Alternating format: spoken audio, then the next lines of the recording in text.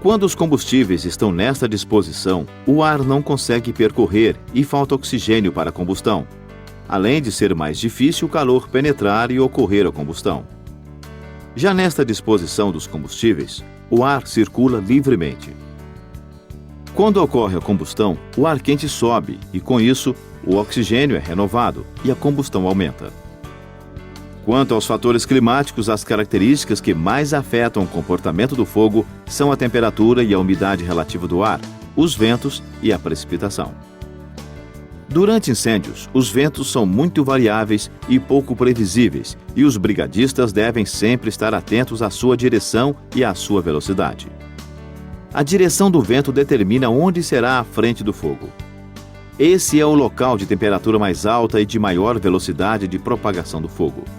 No entanto, o próprio fogo pode afetar a direção dos ventos. Durante um incêndio, o ar sobre as chamas torna-se aquecido, formando um fluxo ascendente. Assim, a velocidade do ar aumenta e, com ela, a velocidade de propagação do fogo também aumenta, porque ocorre a renovação do oxigênio na área de combustão. Ao passar pelo fogo, o ar esquenta e aumenta a temperatura nas áreas adjacentes ao fogo, desidratando os combustíveis que ficam mais inflamáveis, e espalha partículas incandescentes que irão funcionar como novos focos de incêndios.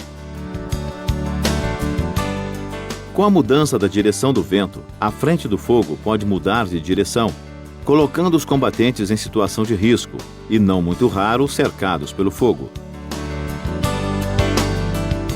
A umidade relativa do ar influencia no grau de dificuldade de combate aos incêndios e, quando ela está abaixo de 30%, torna-se muito difícil o seu controle. Isso acontece porque, quando o ar está seco, o material combustível perde umidade para ele, ficando mais seco e muito inflamável. Já a precipitação atua umedecendo e resfriando o material combustível. Este é o fator climático mais importante e, no período chuvoso, o risco de incêndio diminui para praticamente zero, mesmo sob altas temperaturas. A temperatura ambiente afeta diretamente a temperatura dos combustíveis. Assim, quando a temperatura ambiente é alta, a ignição dos combustíveis se torna mais rápida. A temperatura também atua sobre outros fatores, como os ventos e a evaporação. E a topografia? Como ela pode afetar os incêndios florestais?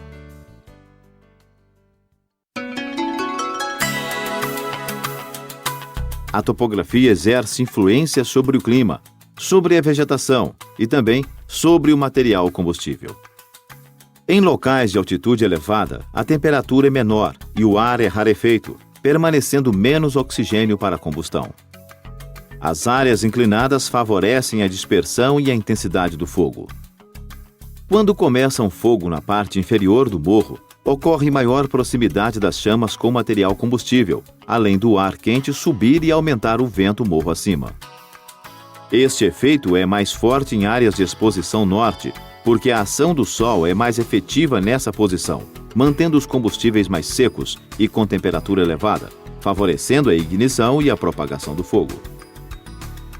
Já na exposição sul, os combustíveis se mantêm com maior umidade e a propagação do fogo é mais lenta. Todos esses fatores influenciam as características e a forma do incêndio.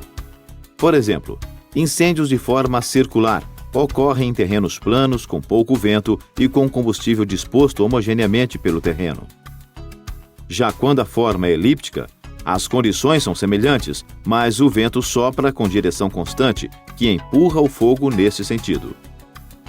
A forma irregular ocorre em terrenos acidentados, com ventos irregulares e com combustíveis dispostos de forma heterogênea.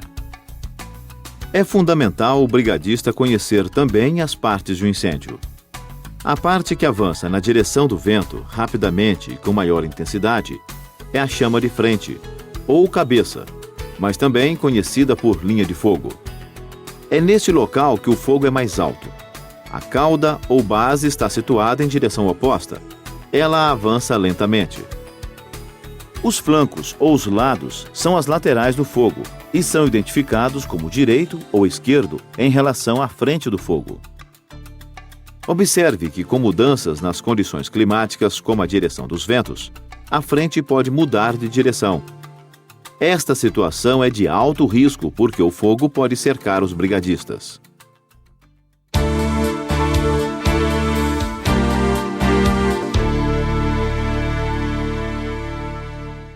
O plano de proteção contra incêndios florestais é feito com base nas causas dos incêndios na época de sua ocorrência e do local onde se iniciou. As classes de combustíveis existentes na área devem ser considerados também os locais prioritários de conservação e quais contribuíram para o incêndio. Em função desses dados, são determinados os programas de prevenção, visando a diminuição de ocorrência de incêndios, de detecção rápida, de combate seguro e eficiente, e, por fim, os registros que contribuirão para a reformulação do plano de proteção. Este plano deve ser reavaliado periodicamente e os ajustes necessários para aumentar sua eficiência implementados no ano seguinte. O primeiro passo para a elaboração do plano de prevenção de incêndios é o levantamento da área a ser protegida. Saber onde se concentram as atividades agrícolas, as matas, as estradas, enfim, toda a dinâmica de ocupação e uso da área de atuação da brigada de incêndio. Mas, então, como fazer a caracterização da área e repassá-las aos combatentes? Os brigadistas devem saber como interpretar os mapas da região. Primeiramente, vamos entender a representação das linhas de curva de nível. Quanto mais próximas elas são, maior a declividade. A base das linhas concêntricas representam os fundos dos vales. Já esta área representa o topo dos morros. De posse do mapa plano-altimétrico, deve-se representar os limites da área a ser protegida. Agora, represente o uso atual do solo na forma de classes como floresta, pastagem, cultura anual e cultura perene. As estradas asfaltadas são representadas por uma linha preta contínua e as estradas vicinais com uma linha preta tracejada. Já os aceiros de prevenção podem ser representados com linhas vermelhas. Agora identifique os rios, as lagoas e as represas em azul. Por fim, devem ser representados os locais de maior ocorrência de incêndios em anos anteriores e outras informações, como algumas casas e outras construções. Esses dados da região, cartografados, quando analisados em conjunto com os dados climáticos e os períodos críticos de incêndios, são a base do plano de prevenção. A primeira ação desse plano sempre deve ser a conscientização da população, que normalmente é pouco informada sobre a necessidade da proteção contra incêndios. Esta conscientização pode ser feita por meio de palestras ou vídeos, em reuniões da comunidade ou elaboração e divulgação de material de apoio, como esta carta aberta ao produtor rural elaborada pela CEMIG.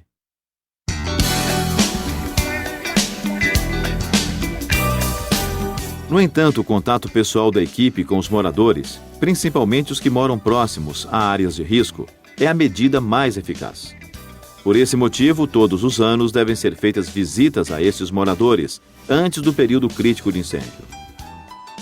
O trabalho com jovens em escolas tem apresentado bons resultados e cria uma nova conscientização da população para a conservação e para a diminuição dos incêndios florestais. Para informar a população sobre o grau de risco de incêndio, devem ser fixadas placas educativas nas estradas de acesso à unidade de conservação e em outros locais de trânsito de pessoas. Nestas placas é indicado se o perigo de incêndio é alto, médio ou baixo.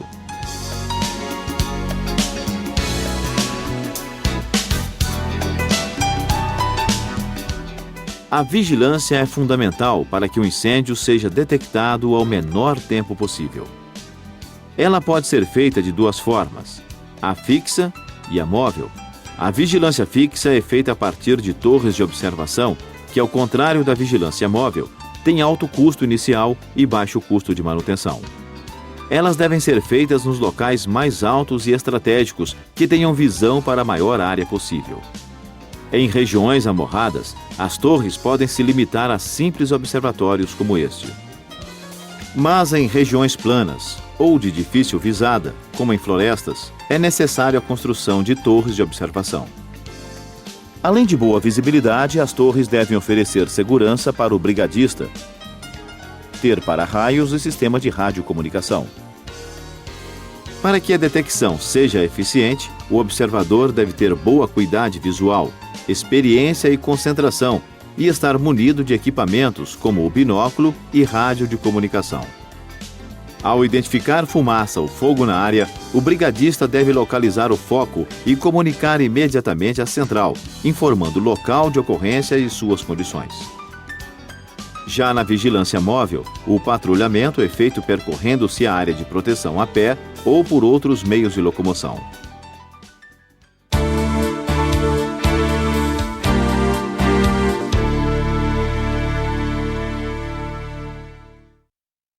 Mesmo que o plano de prevenção de incêndios tenha sido bem elaborado, os incêndios continuarão a ocorrer. Por isso, é fundamental um plano de controle de propagação dos incêndios.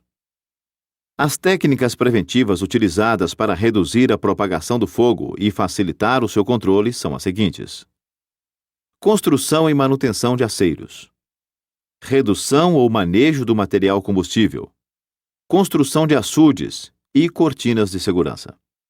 A construção de aceiros de prevenção é uma das técnicas mais utilizadas para o controle do fogo.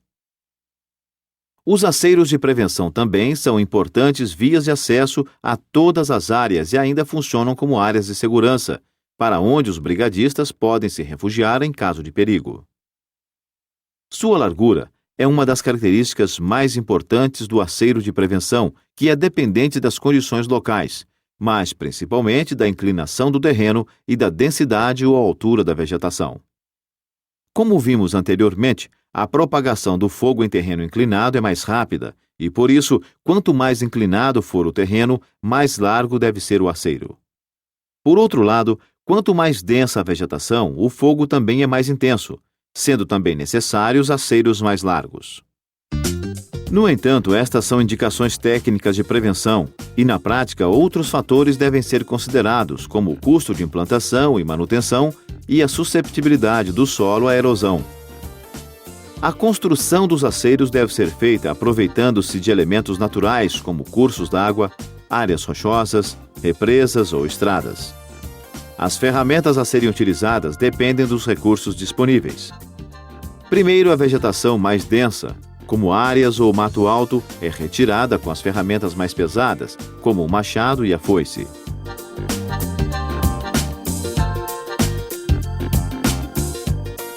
Em seguida, utilizam-se as ferramentas mais leves, como a enxada.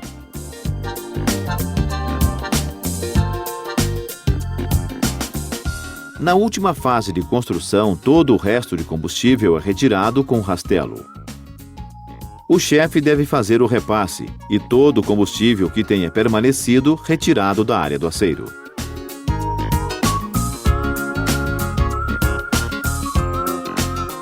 É muito comum o fogo na beirada de estradas. Por isso, devemos fazer aceiros ao longo das estradas que margeiam a área a ser protegida. Observe que em áreas de material herbáceo, a sequência de construção do aceiro é a mesma. Por motivo de segurança, é importante manter uma distância de, no mínimo, 3 metros entre os trabalhadores.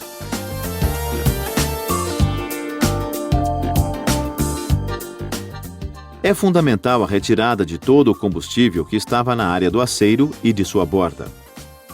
Em caso de incêndio, esse combustível seco pode iniciar novos focos de incêndio de alta intensidade. Dentro da unidade de conservação pode ser feita uma malha de aceiros estreitos, como esta, que não quebrará a continuidade do fogo, mas servirá como acesso em caso de fogo e permitirá a ação de combate. Deve-se evitar construir os aceiros no sentido do declive. Em caso de incêndio, a convecção formada pelo calor do fogo tende a subir a encosta.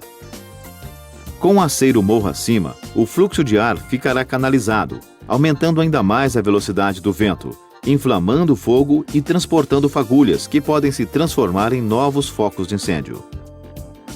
Depois de construídos, os aceiros necessitam de limpeza periódica.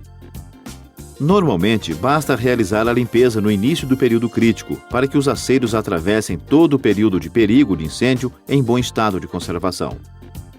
Muitas empresas têm utilizado herbicida na manutenção dos aceiros com bons resultados. No entanto, esta técnica não deve ser utilizada em unidades de conservação ou próximo aos cursos d'água, como forma de evitar a contaminação da água e da fauna.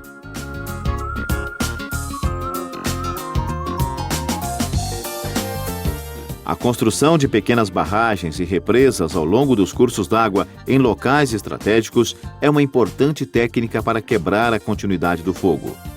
Mas também atua no controle do fogo de outras formas, como a captação de água, o aumento da umidade relativa do ar e o refúgio tanto para brigadistas quanto para animais silvestres. Esta é uma técnica que deve ser adotada sempre que possível.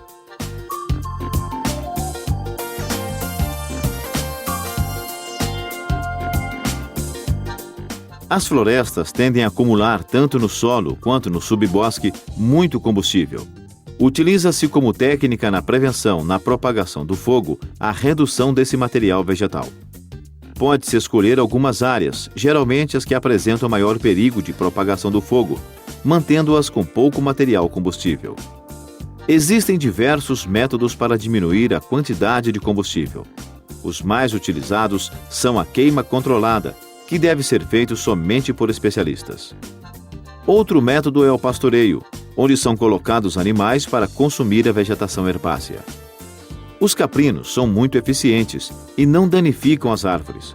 Observe que depois de colocar os animais, a quantidade de combustível diminui consideravelmente. Ao utilizar esta técnica, os animais devem ficar cercados, principalmente próximos a unidades de conservação, onde seu uso é muito restrito.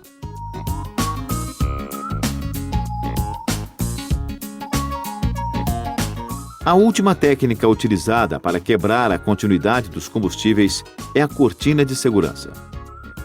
Ela consiste em plantar espécies, geralmente folhosas, menos inflamáveis, em áreas de plantas muito susceptíveis ao fogo, como pinos.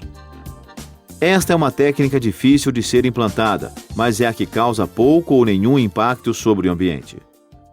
A principal dificuldade de sua implantação é que normalmente a cortina de segurança, para ser eficiente, deve ser plantada em áreas mais úmidas para que essas espécies possam se desenvolver. Depois de implantada, a própria floresta contribui para manter a umidade das plantas, do combustível e do solo, dificultando tanto a ignição quanto a propagação do fogo.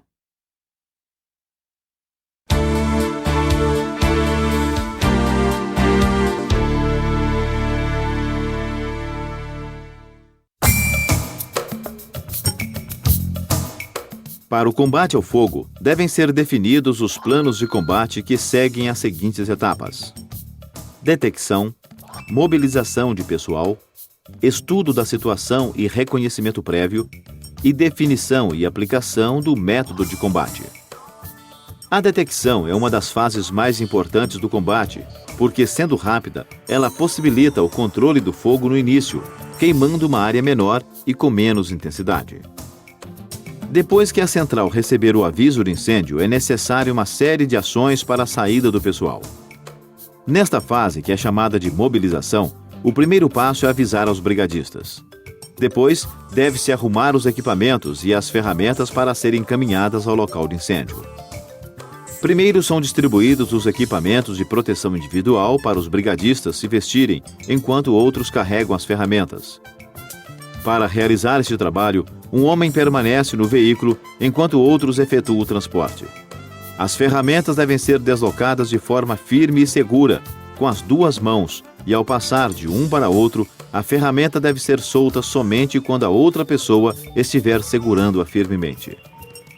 As ferramentas cortantes devem ser transportadas primeiro e devem ser arrumadas de forma a ficarem com a parte cortante virada para baixo. Veja que as ferramentas devem ser arrumadas de forma a ficarem agrupadas. Sempre que possível, arrumar em veículos separados as ferramentas cortantes das ferramentas frágeis, como as bombas costais e mangueiras. O pessoal pode ser transportado somente na caminhonete que não tenha ferramentas de corte. Com a chegada do pessoal ao local do incêndio, é feito o reconhecimento prévio, que é fundamental para que o ataque ao fogo seja seguro e eficiente. Neste reconhecimento, o chefe de brigada considera a situação do fogo e as condições locais, como condições do incêndio, como seu tamanho, a extensão da frente, a velocidade de propagação, a direção, a intensidade, o tipo de combustível, a topografia, as condições climáticas, o tipo de vegetação, o local de ocorrência, o grau de risco da área e a rede de aceiros, estradas e locais para captação de água. Em função dessas condições, o chefe de brigada decide onde iniciar o combate ao incêndio, as ações e os recursos a serem utilizados. Como nos treinamentos, é utilizado um mapa da região, mostrando para os brigadistas os locais críticos e onde controlar o fogo. Em função da rede de estradas e aceiros, é mostrado aos combatentes como chegar às áreas de combate e as rotas de fuga, que são as trilhas a serem utilizadas até uma área de segurança, que deve ser utilizada pelos brigadistas em caso de perigo. Esta medida é fundamental para manter a segurança dos trabalhos, principalmente com mudanças no comportamento do fogo. É importante ressaltar que somente o chefe de brigada deverá coordenar o combate, auxiliado pelo líder de grupo. Para se realizar o combate ao fogo, podem ser utilizados dois métodos: o ataque direto e o ataque indireto. No método indireto, o fogo é controlado eliminando-se o combustível da área para onde o fogo se dirige e deve ser usado quando o calor impede o ataque direto ou a aproximação das chamas. O comportamento do fogo é imprevisível ou com rápida propagação. A topografia é acidentada, dificultando o deslocamento. E quando a vegetação é densa, com possibilidade de fogo de copa. Os aceiros são um dos principais métodos de ataque indireto ao fogo, que funciona eliminando a continuidade do combustível, acabando ou diminuindo a intensidade do incêndio. Para se fazer o aceiro de combate, o líder de grupo indica sua direção, marcando os pontos de referência. Depois de marcada a direção, os primeiros homens utilizam as ferramentas mais pesadas para a retirada da vegetação mais densa. Sua construção segue os mesmos princípios do aceiro de prevenção. Ele deve ser o mais estreito possível para poder ser feito de forma rápida, sem desgastar os trabalhadores. Observe que em área de pastagem a sequência é a mesma. Em todos os casos deve ser mantida uma distância de 5 metros entre os homens. Outra técnica